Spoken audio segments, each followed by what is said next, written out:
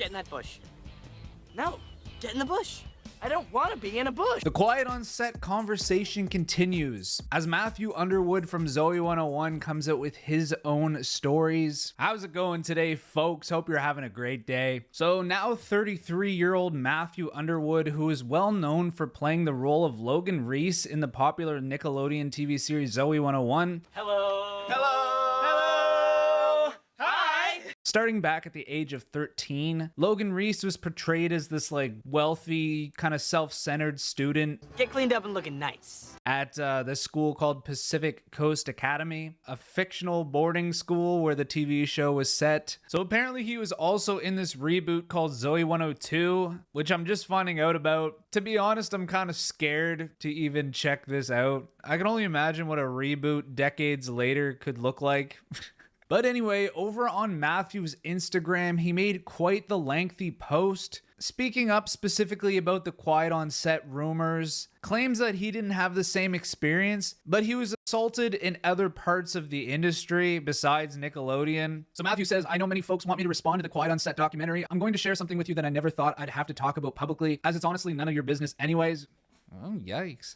When I was 12 years old, I was groomed and molested by my best friend's stepfather. I lost the best friends I'd ever had because I couldn't spend any time with them without feeling personal disgust and betrayal brought on by a man I trusted as a father to me. When I was 19, I was sexually harassed and then assaulted by my own agent at the time, who had spent a decent amount of time building trust with me as a friend and a mentor. Again, my trust was betrayed and my self-image crushed. I reported him to the agency and he had since been fired. Although he is still active in the industry, this experience provoked my move away from LA and ended my pursuit of acting. You know, you just assume people have their peak moment on television. Once I seen him on Nickelodeon, I was like, oh, maybe he just kind of fell off. He couldn't find any better, avenue in the industry. But clearly these accusations of assault are what deferred him away from this kind of work. Why am I telling you this? Well, lately many people have been blowing up my email telling me they hope me and my mom die and that we burn in hell. I am being called a pedophile defender and all that jazz. Jesus, what the I have spent many years rebuilding my self-image and those hateful words have little effect on me today. But I imagine many of my friends in the business are being equally harassed if they aren't joining the chorus. So I'm sharing this with hope that some of you can recognize that just because a person doesn't shout from the rooftops that pedophiles are bad or that people can suck, that does not mean that they don't have their own reasons for staying silent. Good reasons, personal reasons. I have extreme empathy for anyone who has been taken advantage of by the people they trusted. I hope they are all able to grow to love themselves and have great support from their family and friends in their journey of recovery. I also ask you all to take a few moments and consider why someone may not share their experiences publicly and not immediately shame them for reserving their rights to privacy. I never had a bad experience working on set of a Nickelodeon show, and I've never had a bad experience with Dan. I have nothing to add to the conversation that anyone would care to hear. I like to believe people have the capacity to be better humans, and Dan appears to recognize that he had been an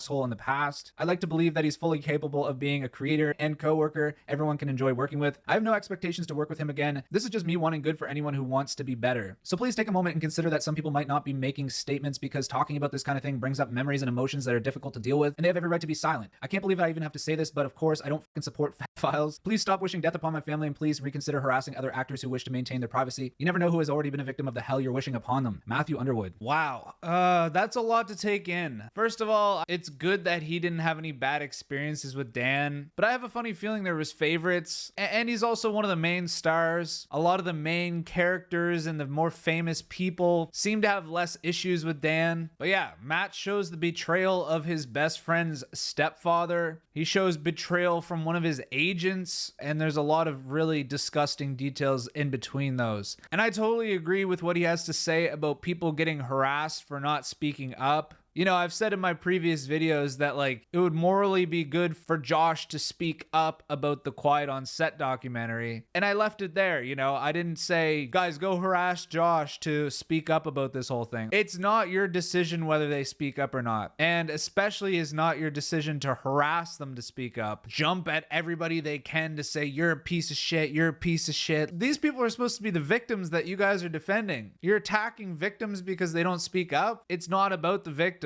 It's just about seeing blood, at least for some people. But anyway, that is our story for today, guys. Let me know what you guys think about this story. Chihuahuas are the smallest dog breed, and you guys know the drill. Ta-ta for now.